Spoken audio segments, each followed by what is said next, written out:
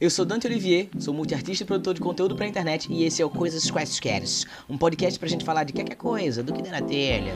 Aqui eu trarei histórias minhas e suas, conversas com pessoas massas sobre assuntos relevantes, na maioria das vezes, e o que mais for surgindo pelo caminho. Então, simbora. Esse podcast é oferecido a você graças a Anchor, uma plataforma gratuita e cheia de ferramentas para você gravar, editar e distribuir o seu podcast direto do aplicativo do celular ou computador. Na Anchor você pode ainda importar o áudio ou o vídeo já existente e montar o seu episódio a partir dele, e também pode adicionar qualquer música do Spotify diretamente nos seus episódios. Hospedando seu podcast na Anchor, você pode distribuí-lo para o Spotify e para outras plataformas de áudio de forma super prática. Tem tudo o que você precisa para fazer um podcast em um só lugar. Baixe o aplicativo gratuito da Anchor ou acesse anchor.fm para começar. Bem-vindos novamente ao Coisas Quaisqueres. Eu sou o Dante Olivier, multiartista, homem trans, produtor de conteúdo para a internet. Estou recebendo mais uma vez a doutora Bruna Andrade, que é advogada, palestrante, mestre em Direito, especialista em Direito Homoafetivo e de Gênero e dona da startup Bicha da Justiça. Na semana passada, a gente conversou um pouquinho sobre documentações e burocracias direcionado a pessoas trans, a quem está pensando em retificar o nome, para quem está querendo mais informações sobre as alterações dos documentos. E nessa semana a gente vai falar sobre discriminações, denúncias, processos judiciais, discriminações na internet, outro assunto super, super pertinente para a nossa comunidade, que a gente precisa sim se informar e ficar sabendo melhor das coisas. Muito bem-vinda de volta, doutora Bruna. Muito obrigada, Dante. Para mim é sempre um prazer estar aqui falando sobre esse assunto que eu gosto bastante, que são direitos da comunidade LGBTQIA+. Importantíssimo, gente. Vamos se informar sempre. Então, doutora, primeira coisa que a primeira pergunta que a gente tem aqui é: o que fazer se uma agência bancária finge que não ouviu o seu nome social ou o seu nome retificado? Muito boa pergunta, né? Vamos lá.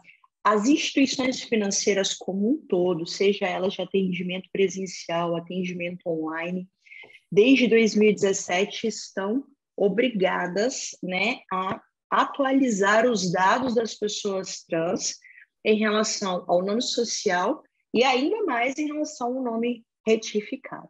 Isso é estipulado por uma carta circular do Banco Central, Sim. Que é o órgão que regulamenta, né, Todos as instituições financeiras Brasil afora, tá?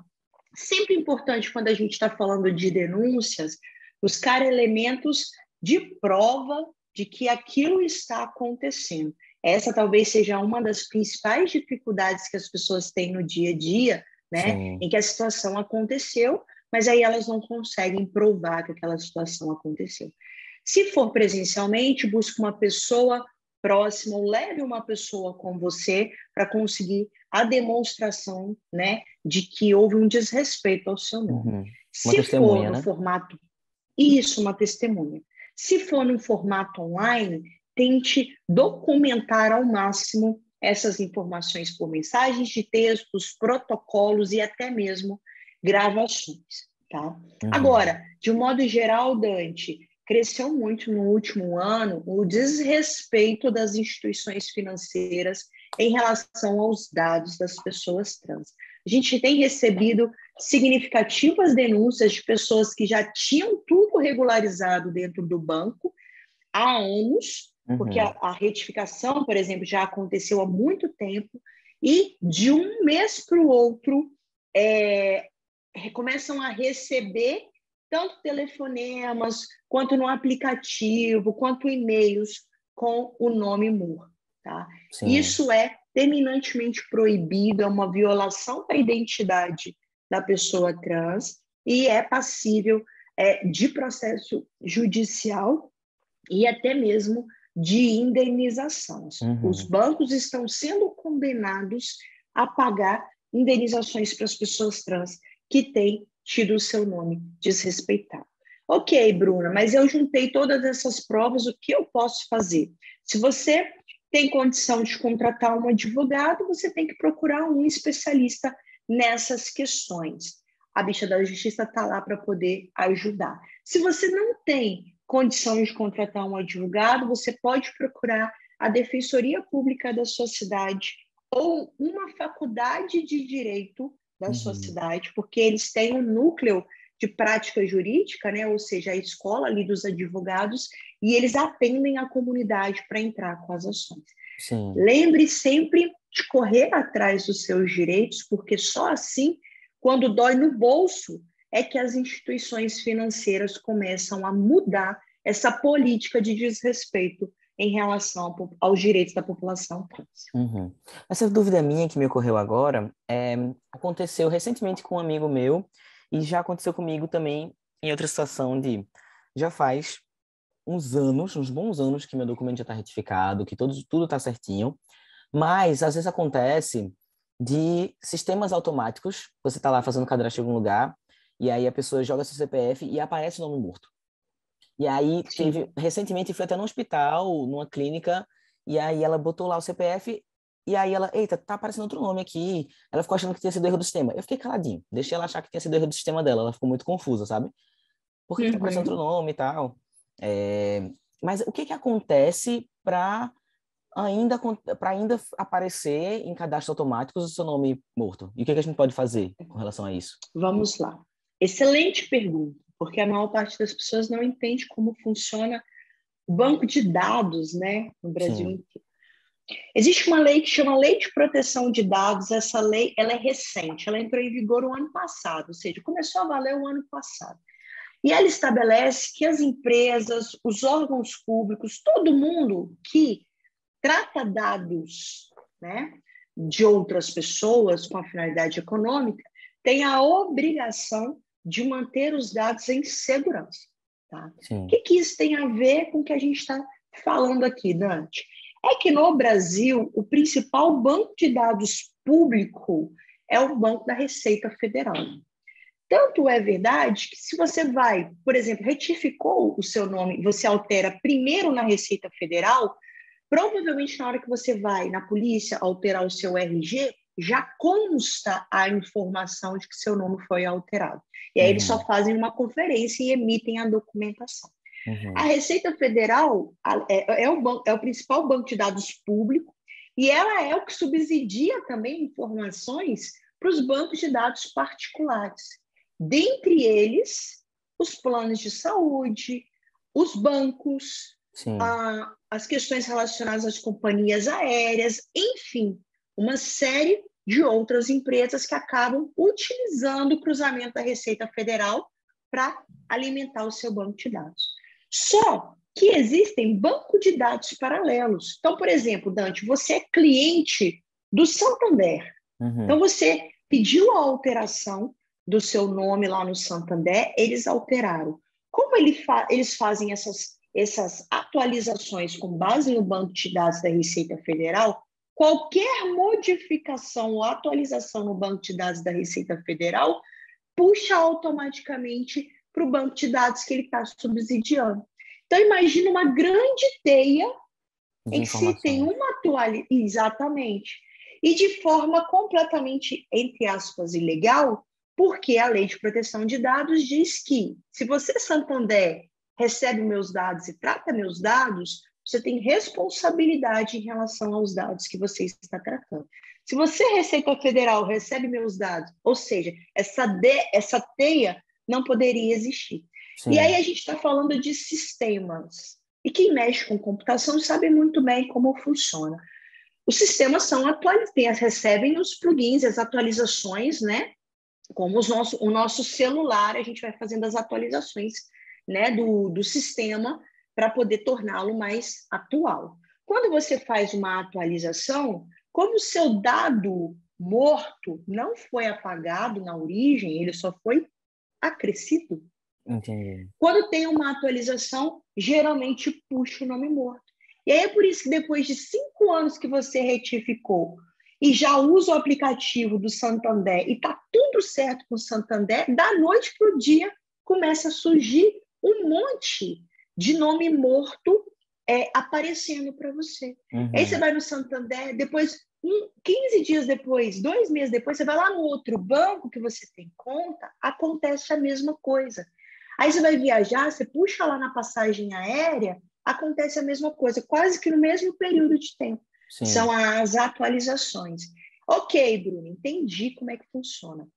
Mas e aí? Eu tenho que ficar tolerando isso? Não. O que eu faço?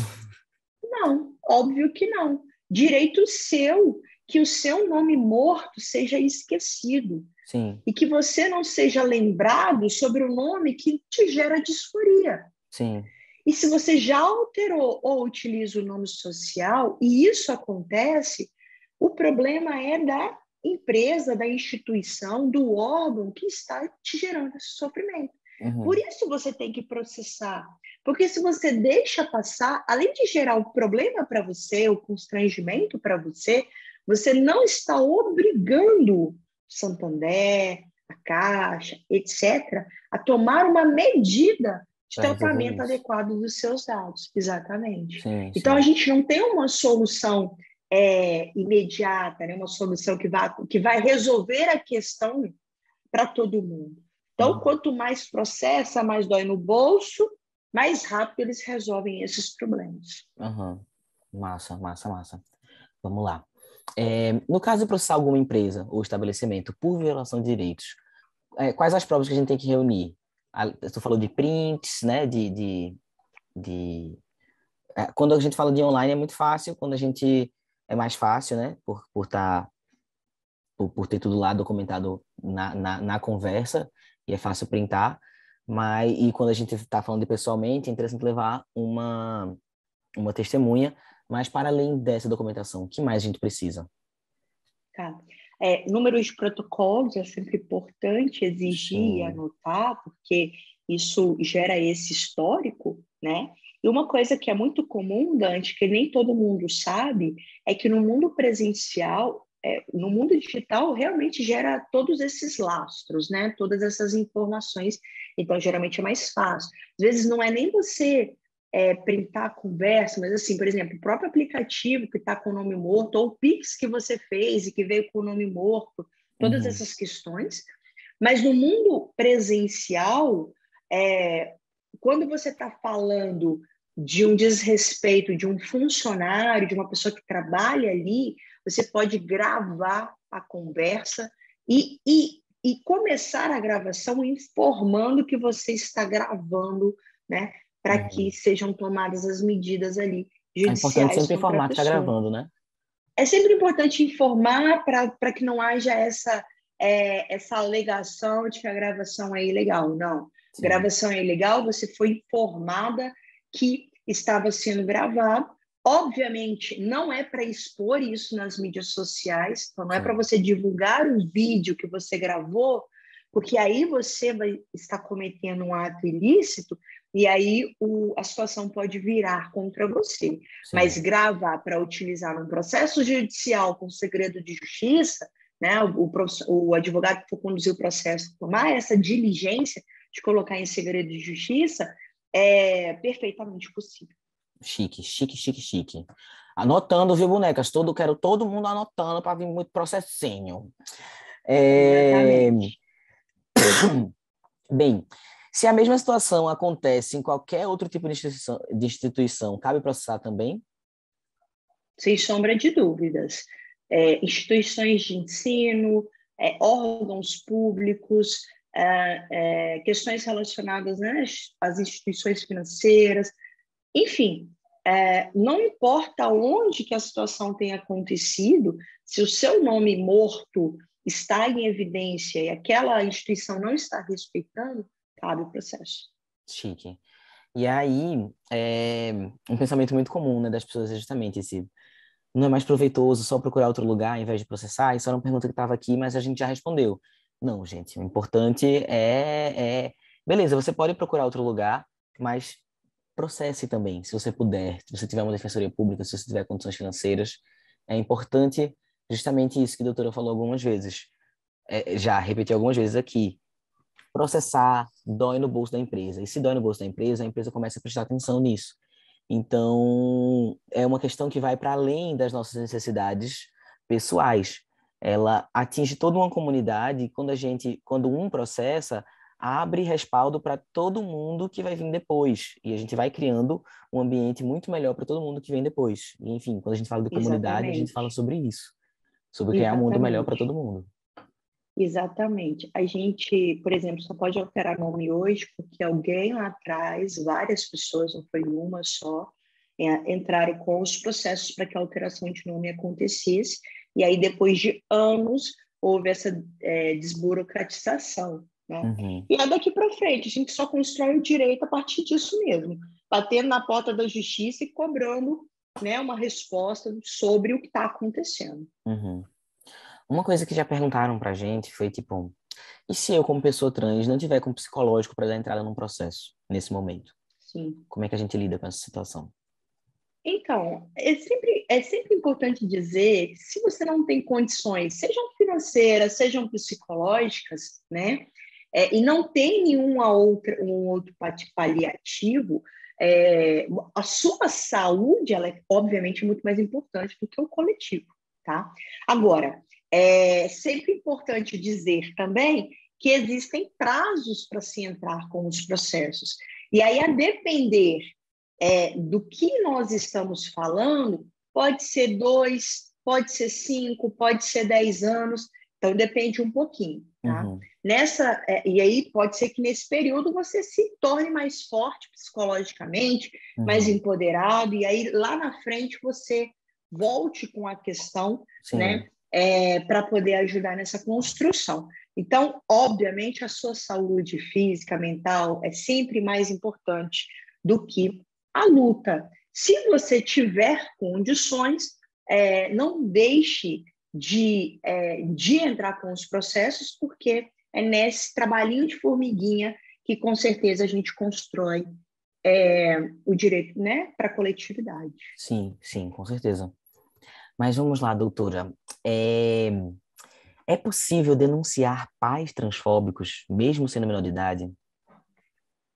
Sim, é possível denunciar pais transfóbicos, mesmo sendo menor de idade, em 2 órgãos principais, né? Primeiro é no Conselho Tutelar, que é o órgão que faz ali, né, o acompanhamento, a fiscalização de como acontece, né, essas relações com os menores de idade. E o segundo é no Ministério Público, porque o promotor de justiça, ele também tem um promotor específico da Vara da Infância e da Juventude, e ele também faz essa fiscalização. Ou, uma terceira hipótese, é a denúncia direto para a polícia, mas a polícia vai chamar o Conselho Tutelar e o Uhum. Ministério Público para poder fazer aí essas identificações. Uhum. Tá? Existe um caso no sul do país em que uma conselheira tutelar foi afastada das atividades porque, além da mãe ser transfóbica, a conselheira aconselhava, né, os castigos corporais para uma pessoa trans. Meu E aí Deus. houve essa denúncia, para você ver, né? Houve essa denúncia, e aí o Ministério Público interviu, tirou a criança, né, numa situação Sim, que estava ali de vulnerabilidade, penalizou a mãe e penalizou a conselheira também, que estava exercendo a atividade, entre aspas, por mal, né? Ou seja, de sim. forma ilegal. E assim, Mas tem que denunciar. o que acontece uma vez que a pessoa denuncia? Porque é um crime que está acontecendo dentro da sua casa, né? E é uma situação super delicada de ser uma pessoa menor de idade, denunciando os próprios pais. Então, o que acontece com essa pessoa uma vez que ela denuncia, sabe? Porque Sim, como é que é a vamos lá. estada dela na casa? Com certeza, né? Não é uma questão. E depende da gravidade do que está acontecendo também, Sim, né? sim. Não é uma questão simples de se resolver e as consequências dependem da gravidade do que está acontecendo, né? Mas, basicamente, uma vez recebida uma denúncia de LGBTfobia como um todo, né?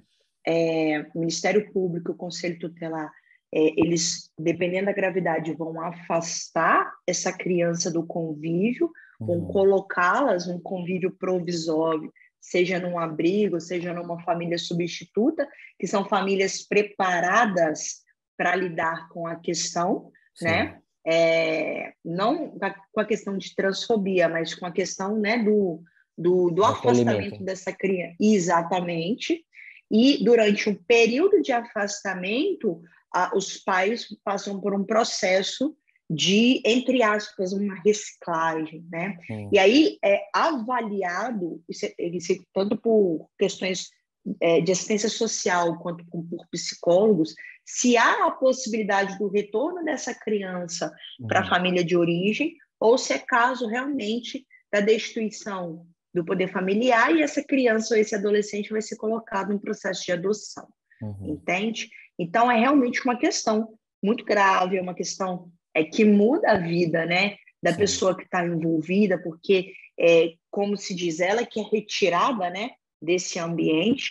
Obviamente, se são questões que geram crime de prisão, os pais, né, são presos, mas é um processo muito, muito complicado e precisa aí de uma assistência, né, muito próxima. E obviamente, se tiver na família alguém capaz de receber essa criança, esse adolescente, o judiciário vai colocar família, essa criança prioritariamente para a família. Então, uma avó, uma tia, antes de colocar, né, num abrigo ou numa família, né? Então, quando isso for acontecer, a gente estiver falando de uma criança ou adolescente, busque um suporte de um familiar mais próximo, uma pessoa que compre essa briga e que tope para poder te dar essa tranquilidade de você sair do ambiente familiar, porque aquilo com certeza é muito hostil, às vezes tem até perigo de vida, né? E você ser acolhido por uma outra pessoa da família, porque do contrário acaba indo para um abrigo ou para uma família de terceiros, né? Isso é... Não é fácil, Dante. Assim, essa talvez é uma situação mais difícil do movimento de conquista de direitos LGBTQIA+. Porque, com certeza, a comunidade como um todo sofre muito, a gente tem muita violação dos nossos direitos, mas quando você fala de menores de idade, por conta da burocracia maior, é uma situação extremamente delicada. E esse sistema funciona no Brasil? Funciona. Porque eu acredito que também tem muito receio, eu acredito que as pessoas têm muito receio de, tipo, denunciarem e não dar em nada. E aí, depois de todo esse processo, elas terem que voltar para casa dos pais e aí sofrer o dobro, sabe? Numa volta. Sim, isso funciona. Hoje, a criança e adolescente no Brasil, ele tem uma tutela muito séria, assim, né? Uma das principais prioridades do Ministério Público é a criança e o adolescente, né? Agora, funciona de forma igual para o Brasil inteiro? Eu não tenho condição de afirmar isso, porque a gente sabe que o Brasil é muito grande, as regionalidades, as peculiaridades, a própria infraestrutura, né? Então, falar que uma criança que que está sofrendo uma transfobia em São Paulo vai ser tratada da mesma forma que uma criança que está sofrendo transfobia no interior do Pará, não é a mesma forma. A estrutura não é a mesma, sabe? Mas, de um modo geral, Dante, funciona. E aí existem algumas instituições que amparam, que dão suporte a essas crianças e adolescentes, como são algumas casas de acolhimento, né? E aí talvez entrar em contato com essa casa antes mesmo da denúncia, para saber mais adolescentes, né? Menos crianças, para ver se há esse tipo de acolhimento ou o que pode ajudar, ou até mesmo uma ONG local, né?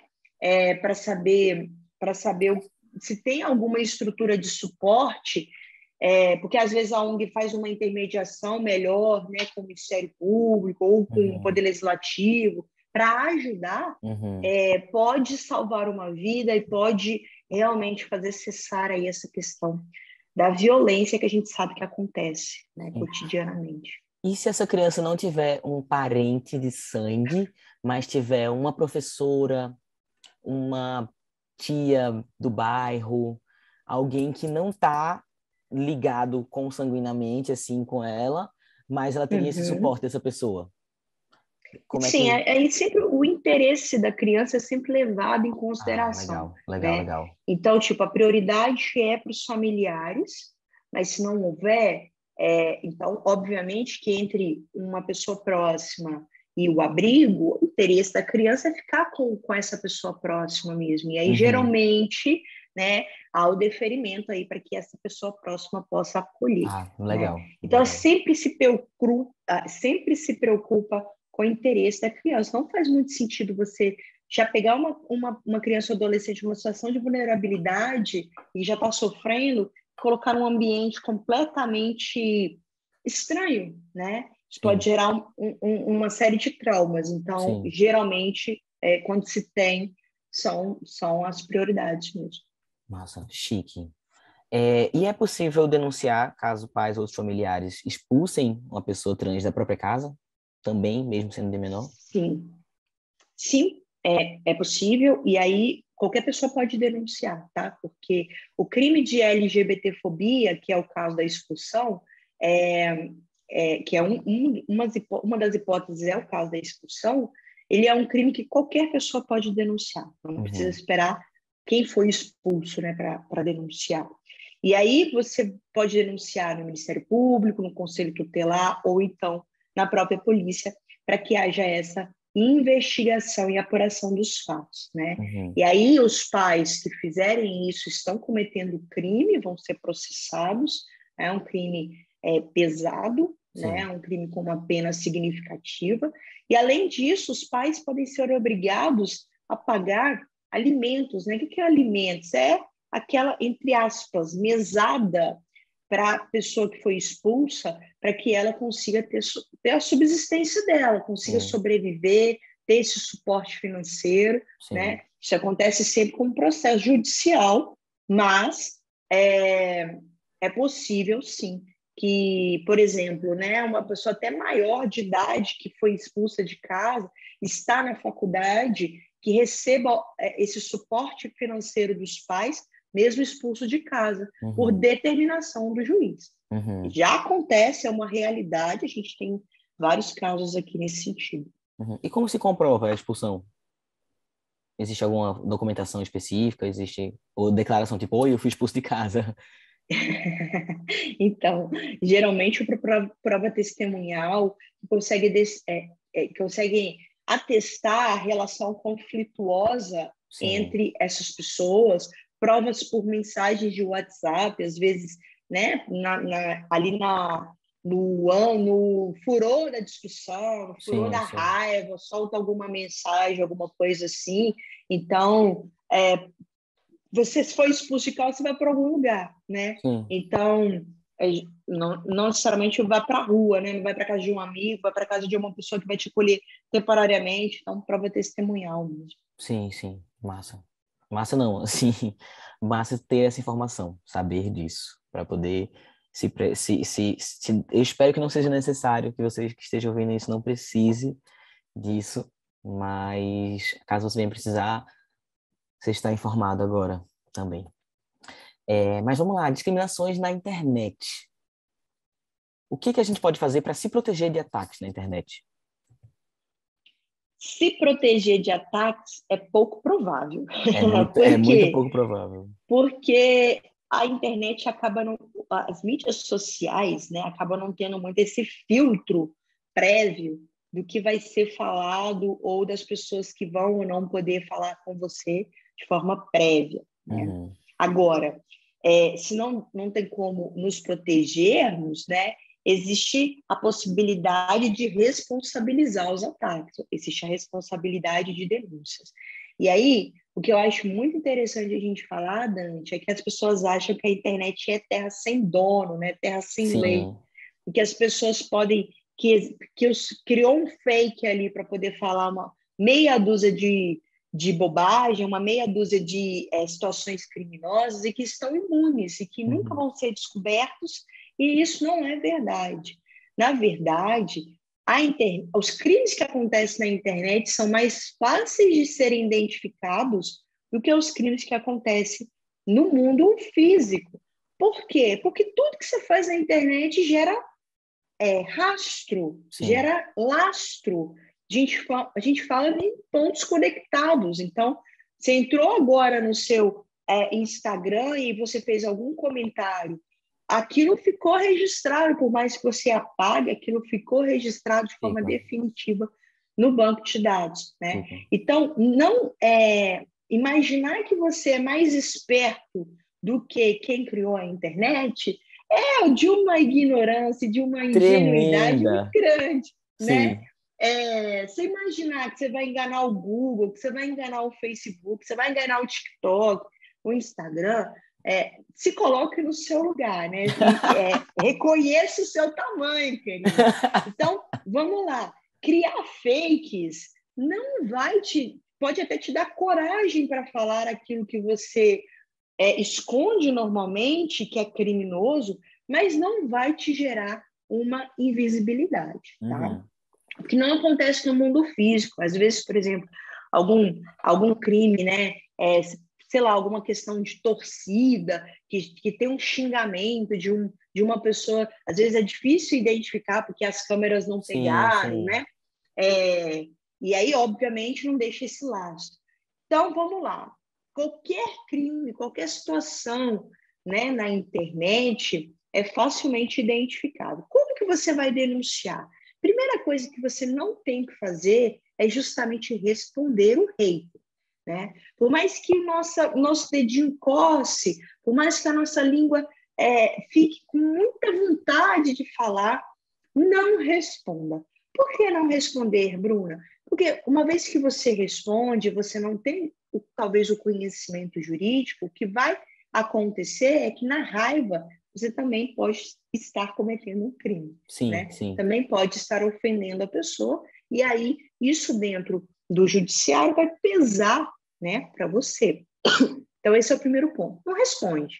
Haters não são para ser respondidos, porque, de um modo geral, você não sabe qual é o limite entre o que você está respondendo de forma legítima e o que você está cometendo de crime. Segundo ponto é printe tudo, printe absolutamente tudo, tente o máximo, entra na pessoa, printa o máximo de informações que você conseguir daquela pessoa, porque esses prints vão ser as informações iniciais em que a polícia vai identificar para poder começar o processo de investigação. Terceiro passo é denuncie. Denuncie, faça um boletim de ocorrência, tanto online ou presencial, e leve essas informações para que a polícia faça a identificação da pessoa. Se você já sabe quem é a pessoa, aí vem o quarto passo, que é processe essa pessoa, né? Por que processar a pessoa? Hoje saiu uma notícia interessantíssima no Instagram de uma mulher trans aqui de Belo Horizonte, que é a vereadora Duda, em que um outro vereador, que é um cara bem retrógrado, né, e bem desrespeitoso em relação aos direitos das pessoas trans, foi denunciado por ela por violação dos direitos dela, né, um ataque pessoal a ela, e hoje saiu a informação de que o porte de arma desse vereador foi negado só pelo fato dela ter entrado com um processo contra ele. Entendi. Exatamente. Ele nem Olha foi condenado ainda. Disso. Ele nem foi condenado. Mas só dele ter um processo nas costas, ele já não pode ter o porte de arma. Vamos lá, gente, pelo amor de Deus, vamos processar esses bolsominions tudo, pelo amor da glória. Eita, exatamente. Senhor. Olha para você ver qual que é o impacto que isso gera, né? Olha o efeito negativo. Era uma coisa que ele esbravejava aí para quatro cantos que isso não era crime, não sei o que. Já tomou o primeiro tapa. traulitada, como a gente diz aqui em Minas, sabe? Então, tem esse efeito. Se conhece a pessoa, processe a pessoa, porque pode ser que você tenha um gasto, sim, mas isso tem um efeito muito grande. A pessoa só vai aprender realmente quando ela for penalizada. Antes disso, ela vai continuar fazendo, seja em relação a você, seja em relação a outras pessoas. Agora, tinha duas perguntas aqui, que dá para fazer elas juntas, que era justamente isso, se é possível identificar as pessoas exatas que cometeram um crime virtual, mesmo que elas usem um perfil fake, e se também é possível identificar essas pessoas exatas, sendo que elas tendo usado um VPN para esconder os traços. Em ambos os casos, é possível identificar a pessoa. O VPN ele não gera esse efeito, né, de invisibilidade da pessoa. É claro que depende de uma boa vontade da investigação. A gente tem condição de identificar, não necessariamente a gente tem estrutura policial para investigar tudo isso. Tanto é verdade que esse ano houve a condenação de uma das pessoas que ameaçou uma vereadora de São Paulo, que é uma mulher trans, e assim que ela assumiu o mandato, houve uma série de ameaças e de transfobia e de xingamentos, Sim. e já houve a identificação dessas pessoas todas envolvidas, a maioria são fakes, Sim. né? E que essas pessoas já estão sendo processadas, algumas, inclusive, já estão sendo responsabilizadas. Claro, de novo, talvez não tenha a infraestrutura da polícia para investigar todos os casos de transfobia do Brasil inteiro que acontece pela internet. Mas a gente só exige também, né, uma estruturação melhor da polícia a partir do momento que você pede. Sim, que E tem a que você demanda, né? denuncia. A demanda também Porque se causa, não tem demanda, obriga uma estruturação, né? exatamente. Que é até uma desculpa que eles Exatamente. dão, essa é uma desculpa super usada, tipo, mas nem tem demanda, mas a gente bota esse dinheiro aqui e ele não vai para lugar nenhum. Então, assim, o fato da gente Exatamente. não denunciar, Nem da gente não existe. processar, mantém esse sistema que dificulta a gente conseguir encontrar os culpados das coisas. Exatamente, né? É aquela famosa história, mas nem existe LGBTfobia, nem Pois é. existe. Isso aí não existe. Mas não existe porque também é uma culpa nossa, né, Dante? A gente sofre LGBT. Nossa, que eu digo da comunidade. A gente sofre LGBTfobia todo dia e não denuncia. E aí, como é que a gente vai cobrar que essas medidas sejam aplicadas e que não acabe em pizza, se a gente também não faz a nossa parte, né? Uhum. Vamos lá. E o que acontece se o agressor for criança, for um menor de idade? Ele vai estar praticando um ato infracional análogo ao crime de LGBTfobia. O que é isso, Bruna? Ele vai ser processado também, não vai ter o mesmo rigor que se fosse um maior de idade. A depender da situação, ele pode ser condenado e vai ser aplicada uma medida para ele. Seja uma medida que a gente chama de mais branda, que é uma medida, por exemplo, de prestar um serviço à comunidade, de pagar uma indenização para alguma instituição que precisa. E se for o caso em questões mais graves, ele pode ser, inclusive, sofrer a medida de internação, que é basicamente ser preso, mas dentro de uma instituição mais adequada para menores de idade. E os pais também podem ser responsabilizados sob o ponto de vista financeiro, né? Ou seja, não criminalmente, mas ter que arcar com uma situação de indenização que, eventualmente, esse menor for condenado. Tem um precedente aqui, quando a gente fala precedente, é um julgamento, assim, uma decisão. Tem uma decisão aqui de Minas Gerais, até bem antiga, em que um adolescente foi condenado a indenizar outro adolescente por piadinhas LGBTfóbicas, e quem foi em torno de R$ 20.000, salvo engano. E quem pagou, obviamente, foram os pais. Né? E acredito que os pais, tendo que pagar isso, eles vão ficar muito mais atentos a esse comportamento do adolescente, né? Esse comportamento do filho deles.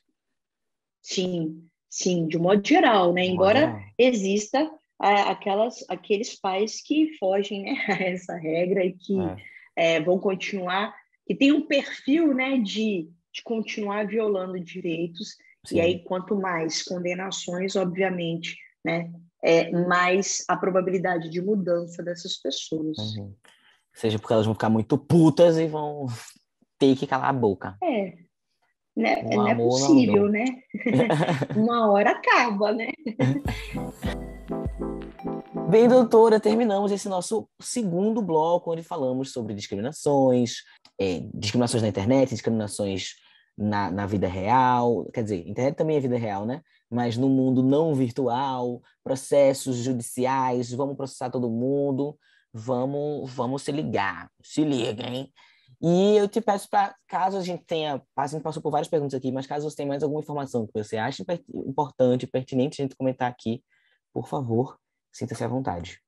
Só mesmo para dizer que para a gente nos tornarmos aí umas bichas empoderadas, e que o movimento da construção dos direitos depende do que nós fazemos individualmente. Sim. Né? Então, realmente, não dá para exigir uma mudança do cenário que a gente está se nós deixamos para lá todas as violações de direitos que a gente vivencia no cotidiano.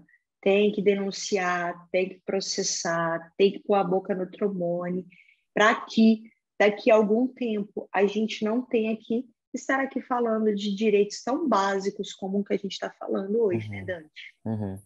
Mas é do interesse dos governantes, das instituições, que a gente não saiba desses direitos. Então é super, super importante a gente buscar essas informações, a gente saber, a gente imprimir os protocolos lá que tem que imprimir, que a gente falou lá no outro episódio. Enfim, a gente tem que saber do que a gente pode fazer, para a gente não deixar que isso aconteça nem com a gente, para a gente não deitar para as instituições, nem para essas pessoas que querem acabar com a gente, que querem botar a gente para baixo, que querem desrespeitar e tirar os espaços que a gente conquistou com tanta luta. A luta não acabou, a luta continua e a gente vai lutar com informação, com a justiça, com tudo que a gente puder ter ao nosso lado, legalmente falando. Então foi isso, Bruna. Passe suas redes sociais para a nossa audiência. As nossas redes sociais são Bicha da Justica, sem o C cedilha, tanto no Instagram, YouTube e assim sucessivamente. Nos sigam lá para obter informações atualizadíssimas sobre o que acontece no mundo do direito LGBTQIA+.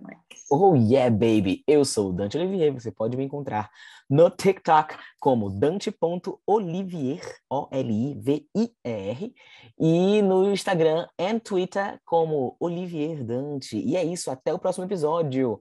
No próximo episódio a gente vai estar falando sobre saúde da pessoa trans, planos de saúde e cirurgias. Então já ativa o sininho, fica com a gente que semana que vem tem mais informação.